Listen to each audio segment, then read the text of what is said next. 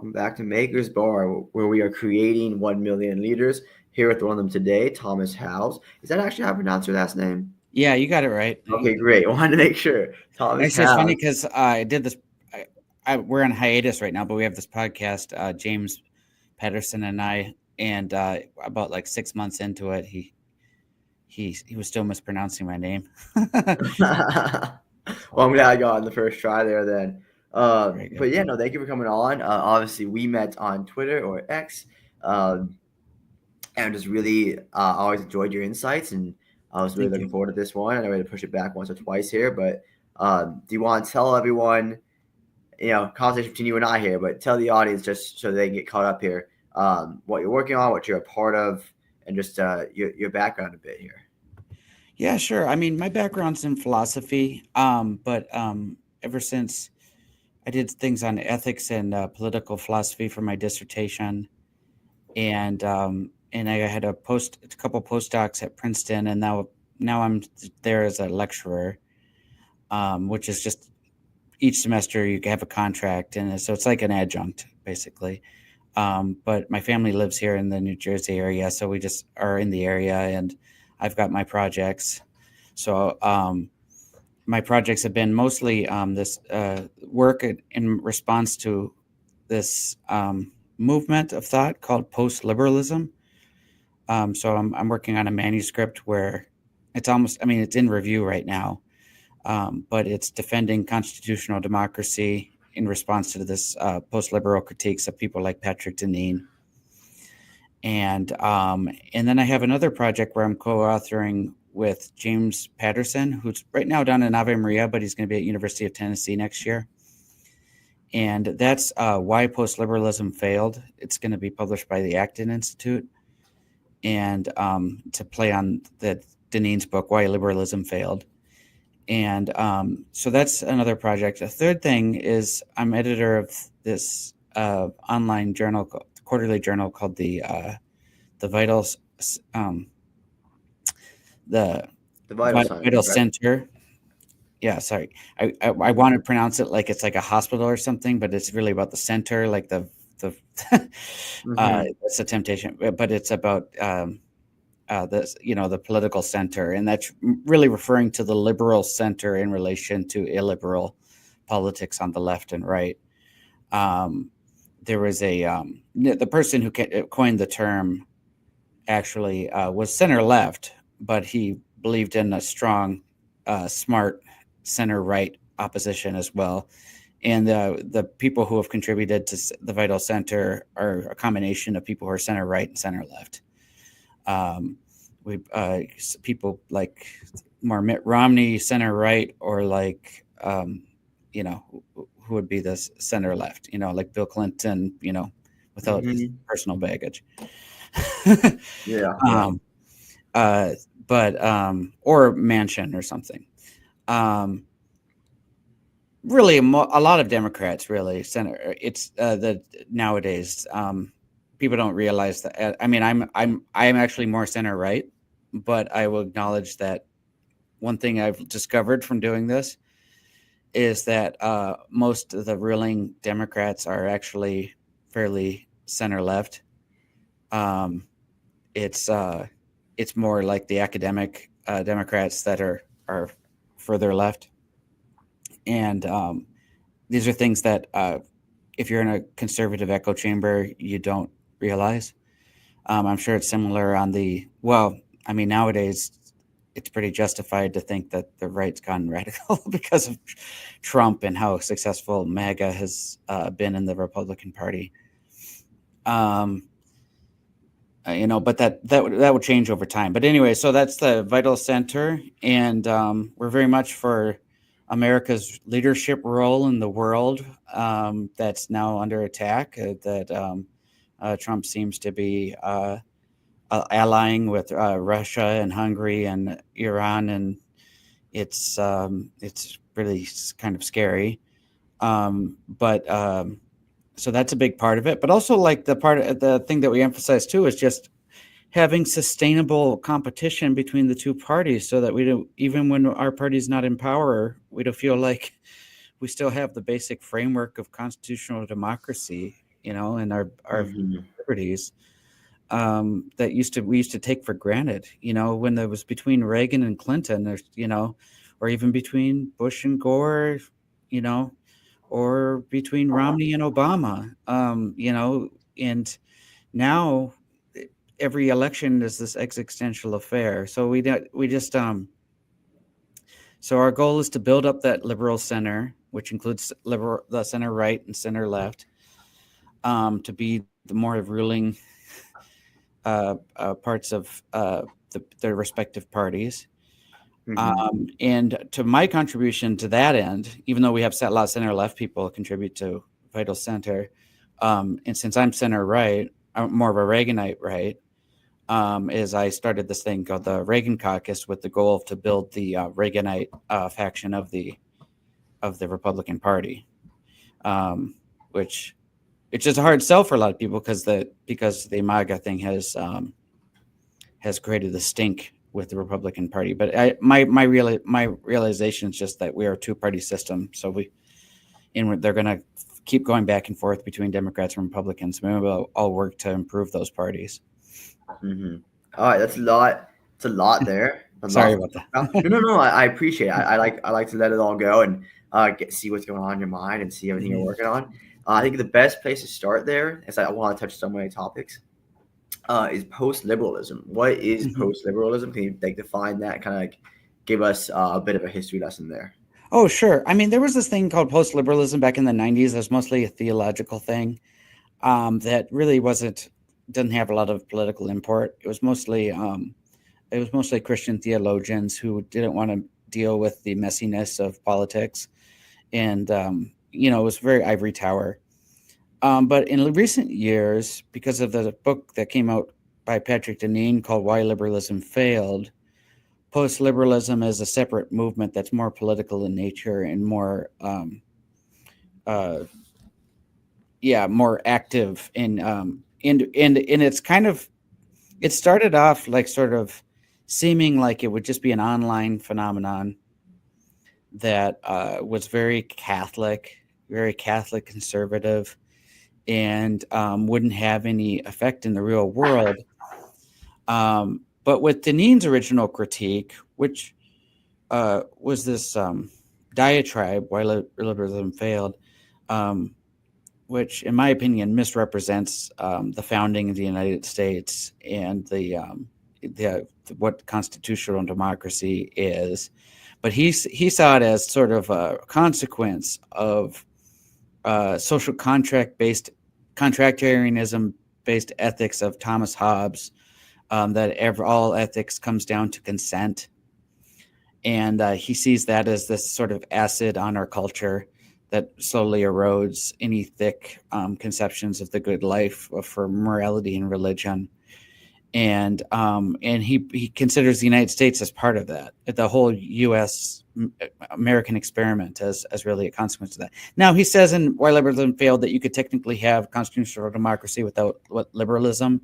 But by the time he writes a second book, Regime Change, he even challenges that, the whole checks and balances, separation of power, limited government, all of that. And then, so that got it started. And then all these other similar Catholic intellectuals got involved. And Adrian Vermeule is another one at Harvard Law who said that, because at the end of Why Liberalism Failed, he said, hey, we should just get involved in local democracy and wait for something better than liberalism to come and emerge in its wake.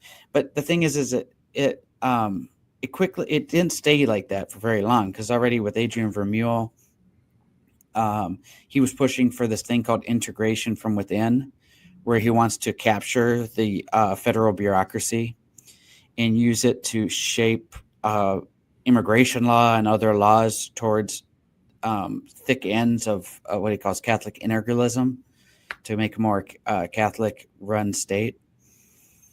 So it's a little bit nuts. Adrian Vermeule had wrote this book even before he became Catholic called The Executive Unbound. He was very much a Dick Cheney type, where he didn't believe in, he believed in a very strong executive that wasn't really limited by anything but being able to vote the president out.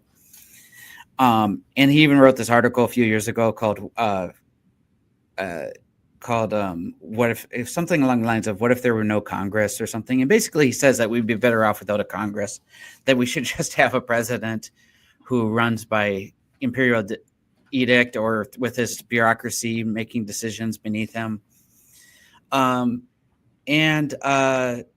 Yeah, I mean, he's just an absolutist, like an old school absolutist. What the whole thing that modern constitutionalism with the United States was trying to get rid of, like you're trying to, respond to by having these separations of power and checks and balances. And so that's Vermeulen. And then Vermeulen's very popular in the legal world because he was an expert in administrative law, where he gets cited in Supreme Court cases for that.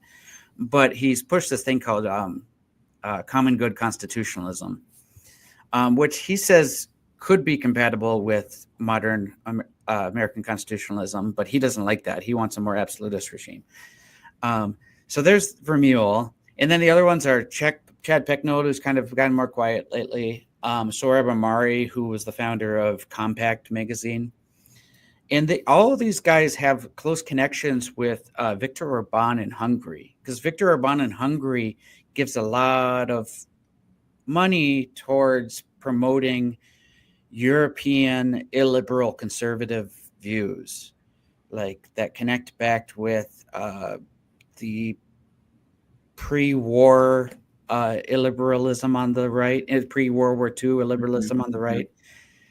They don't want any association with Nazis, but some of them I've talked to are interested in like the other radical conservatives in Germany at the time, the people who came up with the notion of the Third Reich, who were actually anti-Nazis, but they were pretty pro-Mussolini. That's what we're talking about. So they're very sympathetic with other far-right dictators like Salazar in Portugal from that era, Francisco Franco from Spain, all these strong men, right-wing figures that they push. So what Viktor Orban does is he has this thing called the Danube Institute, and he brings all these intellectuals, especially American intellectuals, conservative intellectuals, and he gives them these cushy fellowships there, like $120,000 a year, which for a visiting fellowship is just insane, right? Yeah. And then they come out of this thing, and then they're just pushing like it's like they're all in the same group chat, because whenever like something comes up where they're saying they're all on the same page about the thing. So what started as just like, hey, we should have local democracy and why liberalism failed, and like, just wait it out for this new thing to emerge. Now they're all like writing about regime change and how they can capture the bureaucracy to push things for their ends, right? So so they're all like on the same page, right? So J.D. Vance, who converted to Catholicism like 5 years ago, he's huge friends with these guys. They all like brag about him all the time. Like Rod Dreher, who's at the Danube Institute in Hungary, post pictures of him and J.D. Vance, his buddy. Patrick Deneen, Sohrab Ahmari, they're all like buddies with J.D. Vance. They always talk about this. Gladden Papin, who actually works over in Hungary with Viktor Orban, is constantly meeting with J.D. Vance. And J.D. Vance calls himself a post-liberal too. He actually plugged Deneen's second book, Regime Change. And there are all these weird, like I was talking about how they're like almost like in a group chat. It's like when Regime Change came out, there was like another book in Germany by one of these people associated with Hungary called Regime Change 2. And there was like this journal in Germany called Compact Magazine. And then we had a Compact Magazine in the US too. And there are clear connections with Viktor Orban there. And so I don't know, anything about Viktor Orban, but I'm not very familiar with all this. I'm learning a lot right now. And this is, basically like this started off like almost this theological controversy with my fellow Catholics. And then it's like opened up this world for all this like right-wing extremism, like that's being supported by Viktor Orban in Hungary. So Viktor Orban, when he used to be considered like a liberal figure, but then he gradually, when he got reelected in 2010, he immediately used the advantage he had of their large victory in the parliament to change election laws in Hungary so that it would make sure his party kept winning. and he would like change all these rules, and some of the things were unconstitutional, but when the court tried to strike him down, they just ignored the court. So, and then they changed things about the courts themselves so that he can gain more power. All the while, he's enriching himself and all of his family with all these like corrupt deals. And we don't know exactly what's going on, but we know it ain't good. And he's always siding with Putin on everything. So it makes you wonder, like, what kind of connection do they have? Everything you're saying is really scaring me because we're gonna get into positive topics at some point. But it's interesting. I'm learning a lot, and it's freaking me out about it. Is that it's like my background a bit is just my political background, I suppose. I've always kind of been the centrist guy. Even in high school, I remember AP Gov would placing ourselves in that compass chart and left to right, north to south. I can't remember the exact coordinates of it all now, but I actually ended up dead in the center. And that was like a wide-eyed moment to be like, whoa. Like I had no idea. I was like, and I probably lean a bit left these days, but I really wanted to come into this Trump term too, just like open-minded. But what's making it hard for me is the more I learn, the more people I talk to who are, you're in the field, like you're in the battle. And you have a very cool position where you're kind of having this inner dialogue with the people on your own side, but also I can't think of a better term for it right now, but like you're having the battle within the ivory tower. This is the ideas that kind of will trickle down to society, and we see how the effects come out and all those things. And like, you're having this battle inside the ivory tower of the right wing, you could say, and it reminds me so much of Trump and what's happening here with all of a sudden he's it's not all of a sudden, but he's more pro-Putin and pro-Russia than anyone would have thought. Before he got it's office. terrifying. And like the Project 2025 thing, which I kind of like, whatever, kind of thought over. I was like, a lot of this stuff seems like it's kind of happening now, though. People do, and you see the whole shift in the world of just a strongman right-wing ideology that has overtaken Europe. I see it in a rise of in the Islam culture, and it just people wanting to, convert to that for not godlike reasons, I would say. And I see it also in Europe, but here in America and Canada, you could see that, but I'd say it's more so in the Catholic culture, where people are converting for ungodlike reasons, and they're invoking God in a very strange way. And it's all just these dots are connecting my brain, so it's kind of freaking me out. But is that something that you're worried about too? Like,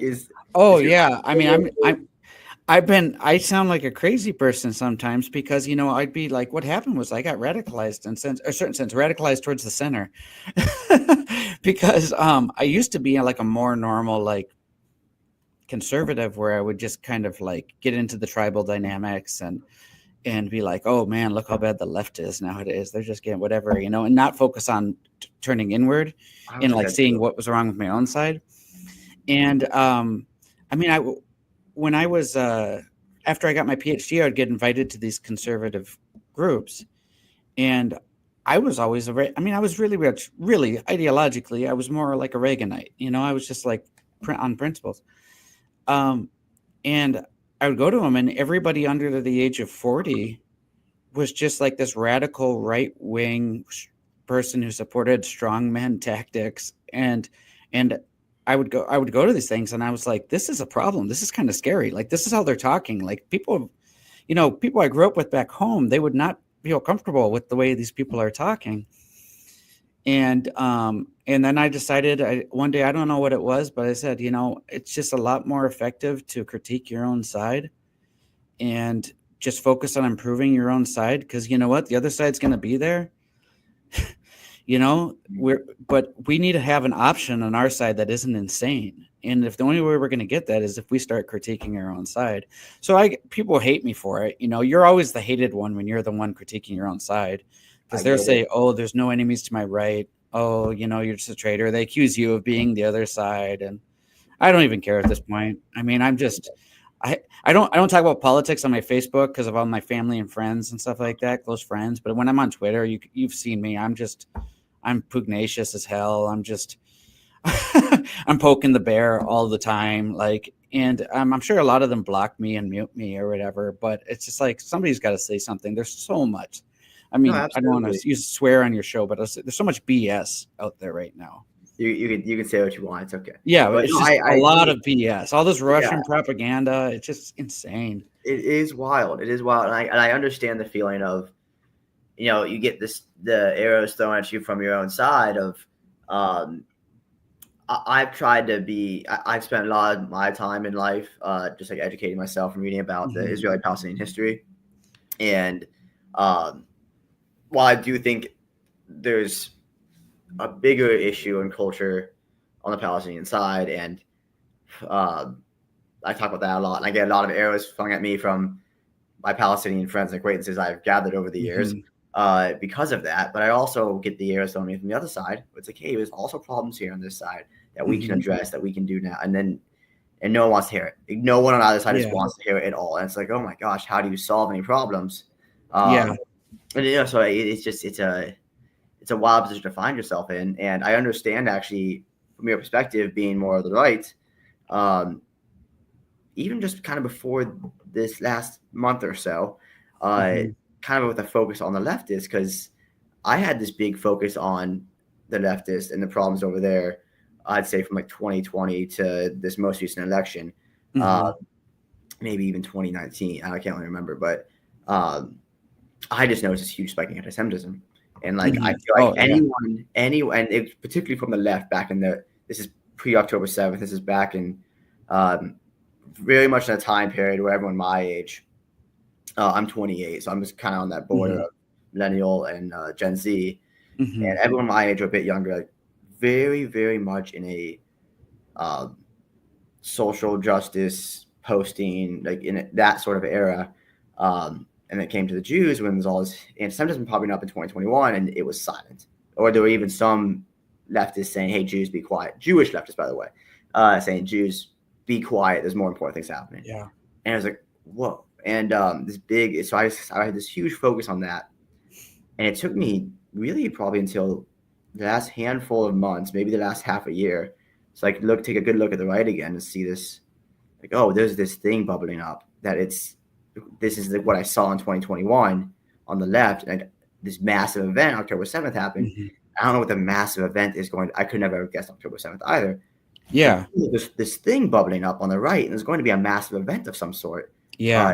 does that sound crazy to you? Is that kind of No, no. I mean, I hope October 7th. There's an awful terrorist attack by um, by Hamas, and that shook me. I'm not even Jewish, and that shook me so much because I saw just the extreme hatred against the Jews and that it bubbled excusing over? the behavior of Yeah. these terrorists.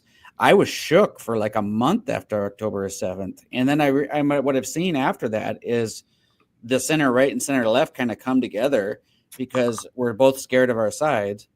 Mm-hmm. And and a stronger, and it used to be that the center left would sort of wear kids gloves with the left, but after October 7th they're like, screw these guys. Yeah. I mean, that's kind of I about the mean, it was experience I saw. a silver lining that I saw. Rihanna Wu was one of those voices that I found, Hmm. and there's a great ally there, and just and I'm finding voices like yours now on the other side, and it didn't take some sort of catastrophic event. I mean, I guess depending on who you are, um, if you're Ukrainian right now, I mean, I guess it was a catastrophic event. If you're a pro-Ukraine conservative, even, it's like that's a Yeah, catastrophic event. I mean, what's happening right now is like the last domino for some of those folks as well. that's Um, true. That's true. I mean, I think it's just starting to show in the approval ratings of Trump, but this whole like shift to, but it's, not everyone's as politically involved as us. Um, but the more it gets out how supportive he is of Russia against Ukraine, that's going to hurt him. The things he said recently about Russia and Ukraine are just insane things to say. I mean, there have been a bunch of people who voted for him and are now regretting it because of what he's been saying about, he's basically siding with Putin against Ukraine. I mean, it's just insane. And, but the last 3 years, though, the far right's been terrible about Ukraine, with in Zelensky, just all this hatred of Zelensky and spreading these lies about him. And it's just I mean, that are like clear propaganda, and it's just it's really been, so I guess it's in a certain sense it's alienated the center right even further from the far right. And then you get these like far right, which is then get the anti-Semitic far right too, these It'll like, come back around. Are you a horseshoe theory guy? yeah, it seems like it, right? Yeah. That's what it seems like. The Jews are persecuted by the ends of the horseshoe. Yeah. That's Yeah. basically, the further It up to makes the sense. center you get, the more friendly they are with Jews. So Yeah. Jews are like a nice barometer of the political culture. It took me less than half an hour to bring up Jews, which is just so classic Troy. Oh But no, it's okay. but yeah, I mean that we are at the end of that horseshoe. It's the lot. It's our lot in society. And then everyone has their own lot. Every individual, every group, every country. They all these different groups have their own lot in it. And what kind of is giving me hope, talking to people like yourself on the right, is it seems like the center left to the center right. And of course, I can't turn these notifications off. I hope you're not hearing that. I'm sorry if you are. So what kind of gives me hope here is like I see the center left and the center right, and we're coming to this agreement. And like I feel like if I was growing up in a different time period, I probably would have been a big Reagan guy. And the more I think about Reagan, I probably would have been pretty solidly on the right there. And I see this. I mean, it's a slow rise for sure, but I see this rise of people like yourself on the right that you're making the Reagan caucus, and like, hey, we are conservative, we do have these values, but like what is being presented right now just isn't our values, and there's a big connection there between the two sides on the center, like you mentioned, to try and move forward. And I think in the long term, I'm American, I'm an optimist, right? We're an optimist, but I think in the long term, that's where we're heading. At least that's where I see the arrow heading. Are you kind of in the similar boat there? Yeah, I think so too. I think what happens is the more people see the problem, the more conscientious people will try to work to do something about it. So they're going to start foundations. They're going to start, schools. They're going to start 501c3s. They're going to start write books. They're going to post journals. They're going to start a TikTok, not TikTok, because that thing needs to be banned, but like they're going to start Twitter pages, and eventually they're going to build up a following of sanity, right? In response to, because they're conscientious and they're educated and they see the problem, and then they're going to take initiative out of their daily life to work on it. But right now we got to go through this process of, we're like a few years behind. We kind of dropped the ball, and the radicals have built up this like following, and we need to slowly chip away at it. And honestly, the thing with the Reagan caucus that I try to sell people on is that only 30 million people vote in GOP primaries, and this is similar in Democratic primaries. The non-Trump Republicans were frequently getting about 30 or 40% of the vote in some of those primary states before Nikki Haley dropped out. So it only takes a few million, it takes a few million of 300 million people in this country. It takes a few million people to really shift the power balance in the Republican Party. And I feel like once you do that, especially if you can find a charismatic figure, somebody like Reagan who's charismatic, you can quickly shift the power in the party, and then all the other stuff's going to fall in place. But I feel like we need to start doing that now. We should have started doing that in like 2016, but instead the reaction of Reaganites in the party was to just leave the party and, and then root for other, you know what I mean? So I feel like we're a few years behind now, but we needed to do that. I'm guessing it seems to me that the Democrats have their own reflections that they have to do to figure out how they can win.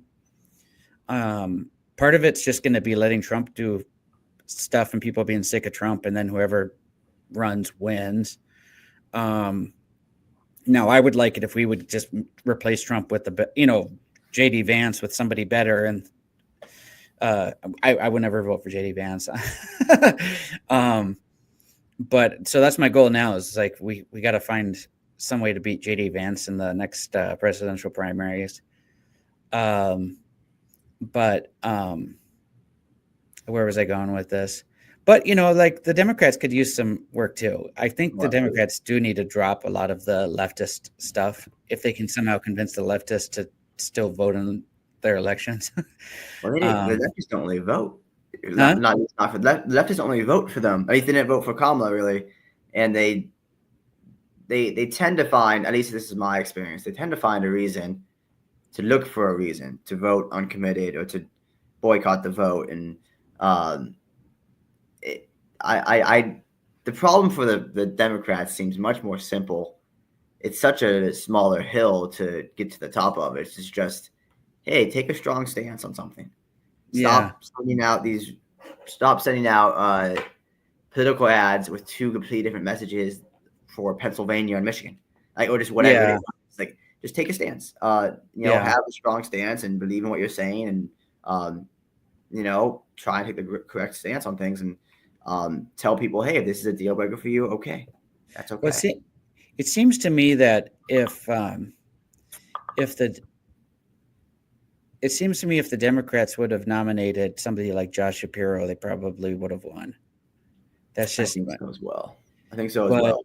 But it's hard to get the leftist part of the party really has questions about him, and it starts to be, you can start to wonder if it's some anti-Semitism too, because I don't think his position on Israel was much different than Kamala's position to justify. Actually, the funny part of that is most Jews' position on Israel is much more aligned. I mean, we are Democrats as a people, which is our own history of coming to this country. And what's liberalism?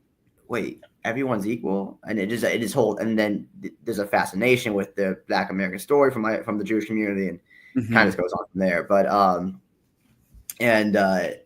we're much more aligned as a whole with the Democrats than the Republicans. In MAGA, who's like super pro-Israel, in a very right-winged fashion. It's not that Jews or the Dems aren't pro-Israel. So I mean, the leftists are not at all, but pro-existence of Israel and thriving of Israel. But it's just two different views of it, and kind of two different visions of it. It is an interesting. It's an interesting phenomenon. I would assume that it's actually comes from the ivory towers, like Princeton. I actually interviewed another Princeton PhD a long time ago, not on Maker's Bar. I don't think I'd actually have this man on Maker's Bar. He seems to be a hate-filled man, to be honest. But I think most of the issues in the Democrats comes from the ivory tower as well, where it's these ideas that would never translate to the broader public, to the broader base, unless they're pitched in a very, very just kind of lying fashion. It's just in an untrue way, and you see that you see those ideas trickle down to people like my friends, or just the average everyday Joe, who's most people are waking up and going to work, maybe eating breakfast first, but waking up, going to work, getting home, make dinner, put the kids to bed, go back to work. And that's most people's lives. And they're not going to really pay attention to these things, but you hear a certain narrative just through the media you have, or the friends you have, the family you have, and you run with it. So it's interesting. Yeah, it was really unfortunate to me. I mean, from a center-right perspective, from a Reaganite perspective, it seemed to me like the Mansion and Cinema got kind of pushed out of the party and stuff, So there's a little bit, it's not as bad as with the right, but there's a little bit of that dynamic of purism that ends up hurting them electorally. But I don't know. What do you think? Who do you think the favorite is in 2028? Oh, 2028. Oh, that's so early. It's just so early. I have no idea. I'd say the same thing for the right, to be honest. I mean, I guess it's too early. I mean, Trump wouldn't even when they asked him if he'd endorse JD Vance, he was like, no. I mean, he said it so quickly, so you knew it was like he didn't like the idea of it. Yeah, no, absolutely. So if somehow they can split the vote, if it's like a competition between Don Jr. and JD Vance, maybe you sneak in some third normal person. That'd be the hope, right? Yeah. On that note, divide and conquer. What are some of the things that you're working on day to day here? I know you mentioned it earlier, but I'd love to get more into that. Whether it be the Vital Center, what you're doing, Princeton, anything at all. So I work full time with as a lecturer, like doing all this with teaching and stuff. But my brain is so fried at the end of the day with that. So I use my fried brain to be on social media quite a bit because I do need to push these things. It ends up serving me in the long run because I need to push my projects. Mm-hmm. Right now we have about we have a social media presence in a few places with Reagan Caucus, but the biggest one is Twitter, and it's like 12,000 followers, I think. Right now we get some donations in, but right now we're really looking for a whale. We're looking for a whale who, a big donor who really believes in what we're doing so that we can really get off the ground. I've got a small team together. One guy's a professional pollster who's very competent. He was at he's at an A-rated polling firm, or at least that's where he comes from. And then another guy who's this entrepreneur in New York who does tech businesses. Okay. And he and I, we have all these plans, but we need those donations. So right now, that's why I'm pushing social media so much to try to keep building that up. Because I figure, eventually you're going to get a whale. The problem is, we have a fundraiser guy who we talk to. The problem is getting traditional funding is harder because a lot of people just don't believe that we have a chance. They think MAGA is in charge right now, so we can't, this is just wasting our money. So we really need to find that guy who really believes in what we're doing. And so that's why I'm on. It stinks. I feel like Elon Musk. I'm on Twitter like way too much of my day. I even get headaches sometimes from the screens. It's just terrible. But it's like so important for us pushing what we're trying to do. And it's been pretty successful so far. But I'm glad to hear that. I'm glad to hear that. And as far as like financial numbers go, what is like that number that you feel like this is the number that we can really give us a chance, to grab a foothold in this race on the right? Well, if we get, once we get like 200,000 or something, I feel like the ads and stuff that we could put out could start feeding themselves in a certain sense that like, then we get new donations coming in, then we get regular donations, and then, then our regular donations help us with, regular maintenance of our projects. So that's the hope. Right now we're working on, right now we just have the PAC, but what we're going to do is have a 501c4 by the summer, give the name Reagan Caucus to the 501c4, change the name of the PAC to something else, and go from there. The 501c4 will focus more on the education side, the conference side, the pamphlet side, the all the things, you setting up YouTube videos. We're really trying to like really educate the right and people who are right sympathetic, to rediscover these sort of principles of constitutional democracy. And things that were just went unsaid before, that Reagan was never going to fight over an election result, and set up a protest over an election result, where that he lost in 6 different swing states or whatever it was. That he literally needed it to be election fraud of many thousand people in several states. It was so ridiculous.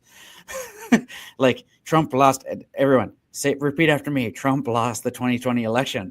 It's just so ridiculous. It was so stupid. It's just how stupid it is right now to say that Ukraine's at fault for the war in Ukraine.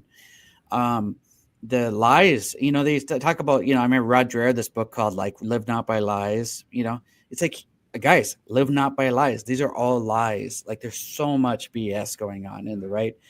And that stuff just was taken for granted. Reagan, he was really, in that sense, Reagan he would tease the left, but it was funny, and they would tease back. And it wasn't like, he would make the left laugh, like the Democrats laugh, with his teasing or whatever. Yeah. Sometimes it got nasty, but not that nasty, one of his most famous moments, that people of my generation even know about is during his debate. I can't even remember the other person that ran against him, but during his debate, he said, "I'm not going to make age an issue." Oh yeah, that's right.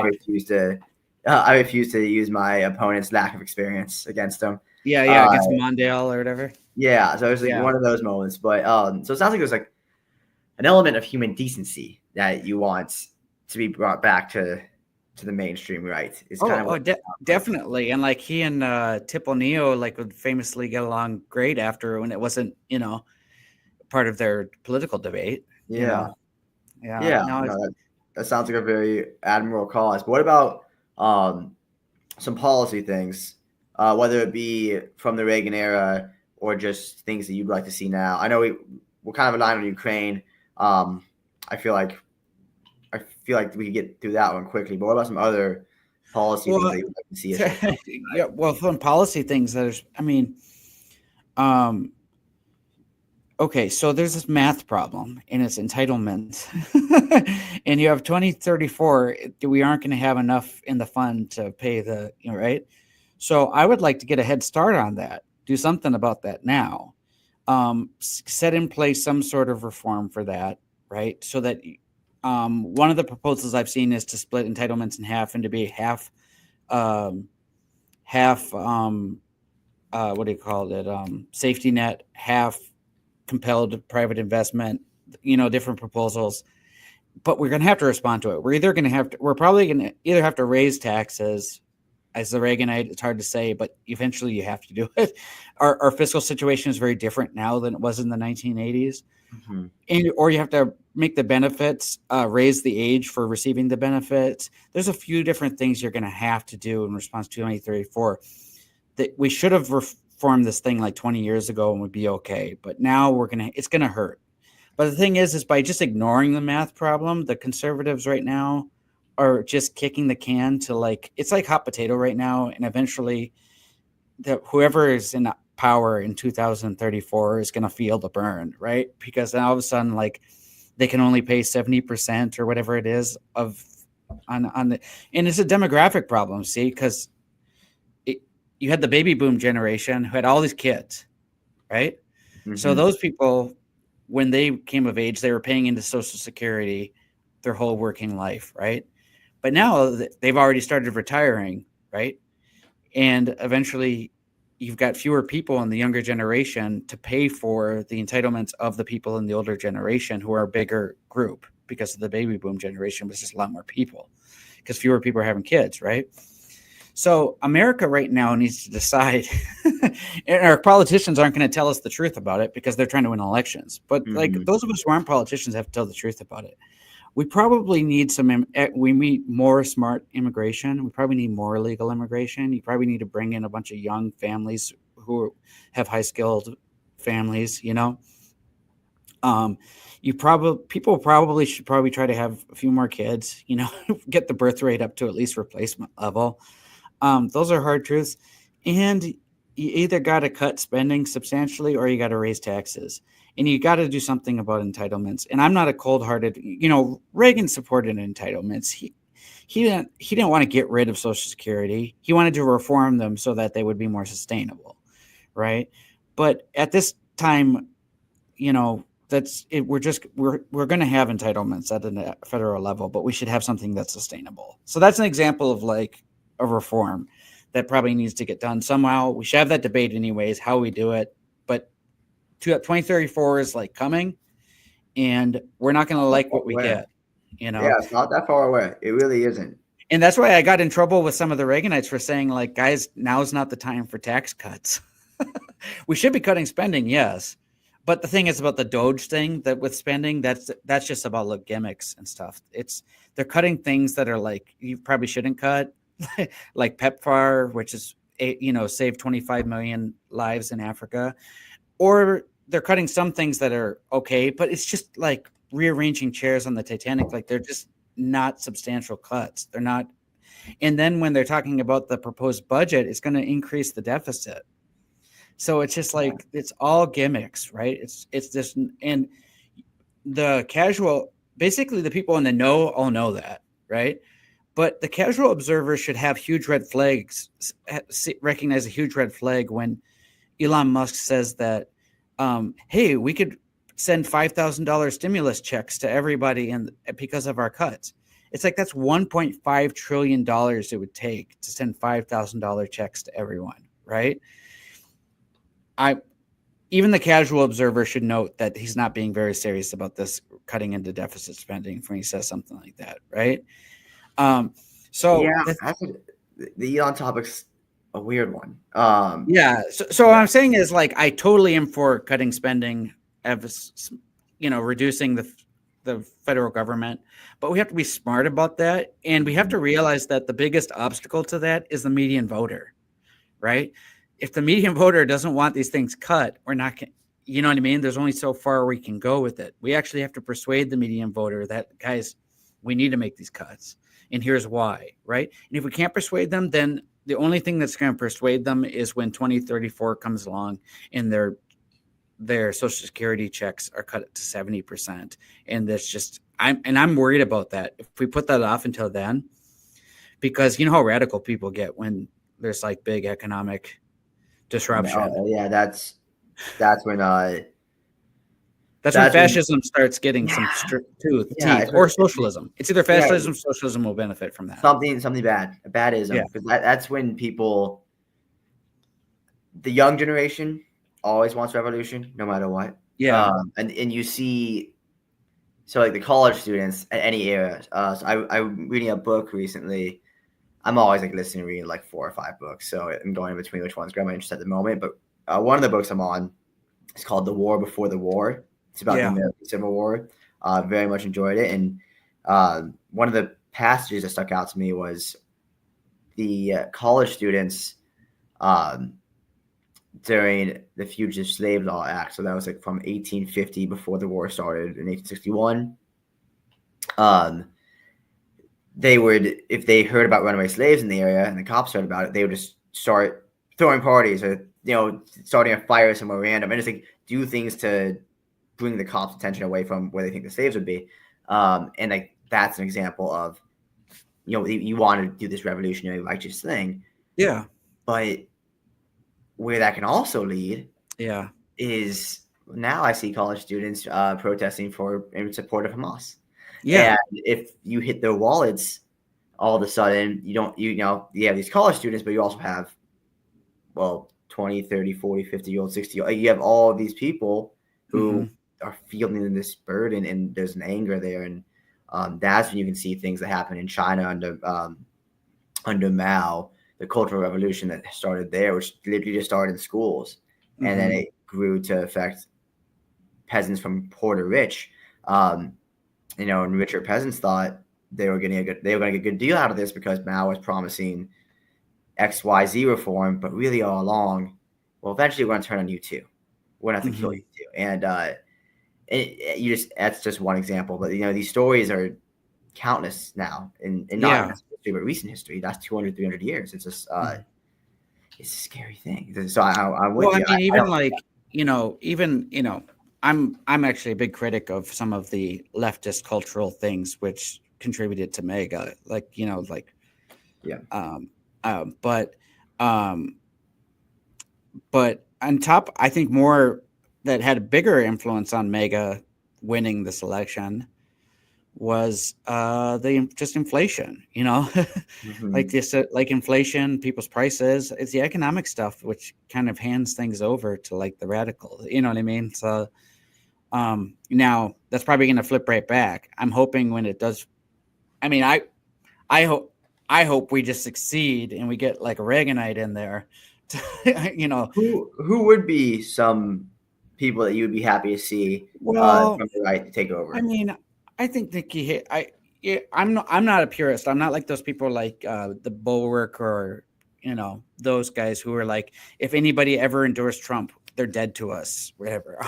I'm not like that. If Nikki Haley got a nomination, I'd be happy with that. If even if I don't know, Doug Burgum, if he got it, I'd be happy with that. Or Glenn Youngkin, I'd be happy with that. Or whatever. Just these guys. I mean, I'm not gonna be a purist about it. We got to work with what we have. Now, it would be best if we got somebody we haven't even heard about, who's just charismatic, like Reagan or something like that, and he comes in and he doesn't have that baggage, and that would be wonderful. But I mean, even within the Reagan caucus, I even have to have a bigger tent than I'm comfortable with sometimes, because we're trying our best to improve things, not to make things perfect. So Ron DeSantis, for instance, He's annoyed me so much when he's trying to be Trump in the primaries, and then he said that thing about Ukraine's border dispute, and I was like, that's why I'm like, I'm not voting for this guy, right? But as governor, he's been okay governor, and he's a lot better than Trump. So, I mean, I could see myself supporting him if he was the option instead of like Trump. You know what I mean? Like, he's not my cup of tea, but if that's like if moving the arrows from Trump to him, that I think is a huge improvement. So. Awesome. Yeah. So I was just curious. I'm not never DeSantis the way I'm like never Trump and never Vance. Like that's when the never stops, you know? Yeah, that makes sense. And something I haven't asked you about actually is your work at the Austrian Institute. Are you still doing? Well, yeah, I have a sort of they make me a fellow, and so I have a close working relationship with their president, who's a priest named Martin Ronheimer. He's from Switzerland. And Martin Ronheimer's had a big influence on me with my work in ethics and political philosophy. And we exchange emails frequently. And he, but very different from like what think of as the Austrian school over in the United States with its like anarcho-capitalists or Rothbardians or whatever. He emphasizes sort of the constitutionalism of people like Friedrich Hayek or Ludwig von Mises. He's not an anarchist at all. He's very sensible. He supports Ukraine. He realizes we need a military. You know, it's more just about recognizing the value of free enterprise and free trade and all of that. So, which is within a framework of rules. You know, and even some regulations, not just laws, but regulations, even environmental regulations or things like that can be very important as well.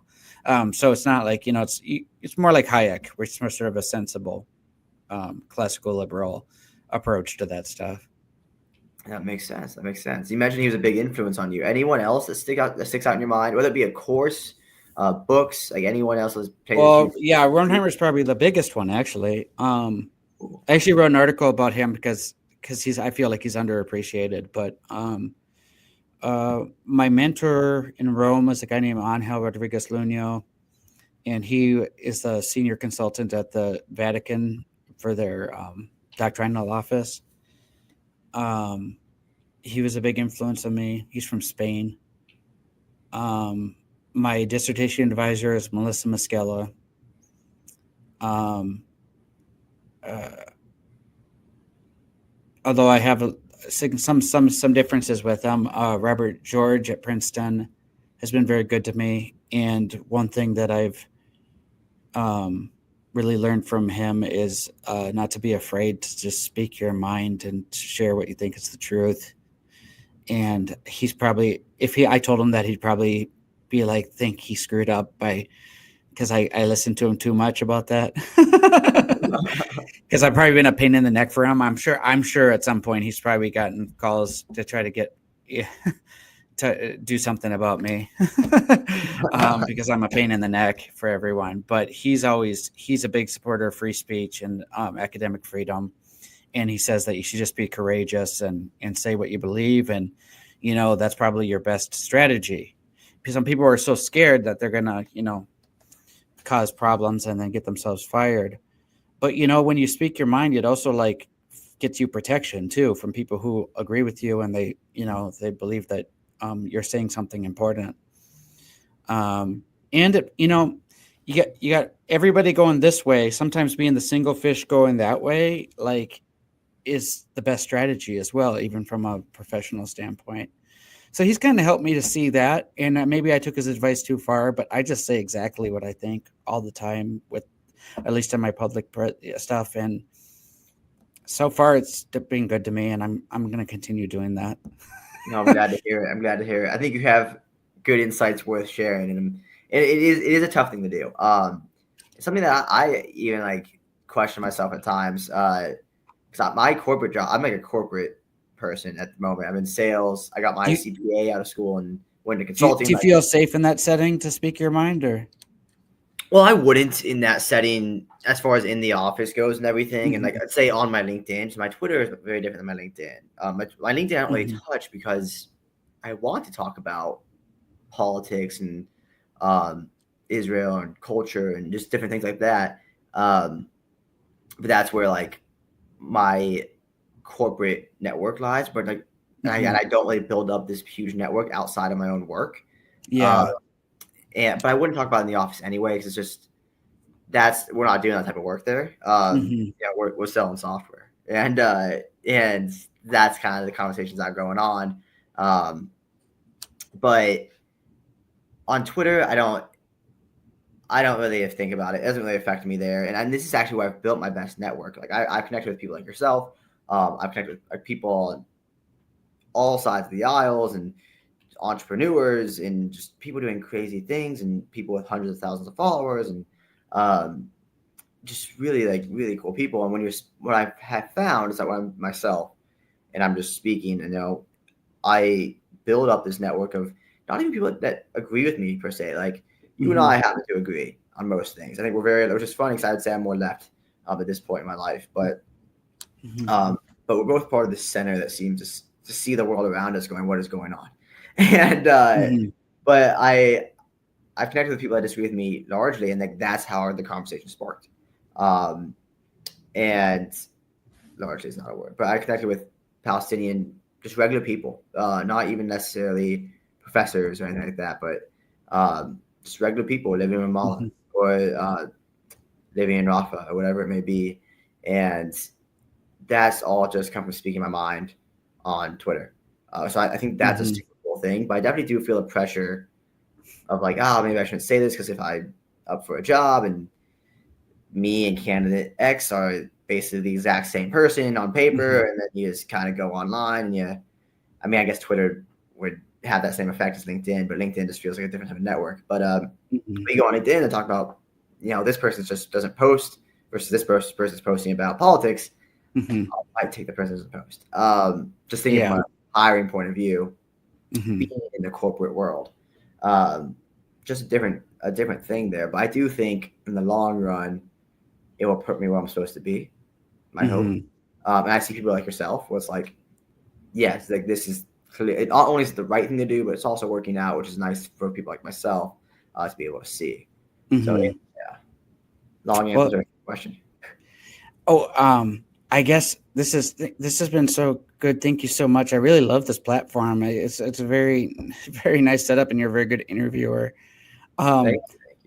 My third child was just born 2 weeks ago, and I see my wife's calling me, so maybe I probably should cut it short here. Yes. Yeah. Congratulations, by the way. Thank you very much. Super exciting. Her name's Caroline. Congratulations. Go be with your wife, be with Caroline, your children. I appreciate you giving me an hour. I know you're busy, and I'm excited to see about everything you're doing in the future, and I'm sure we'll talk again here soon. Oh, nice to meet you, Troy. Nice to meet you as well. It's been my pleasure.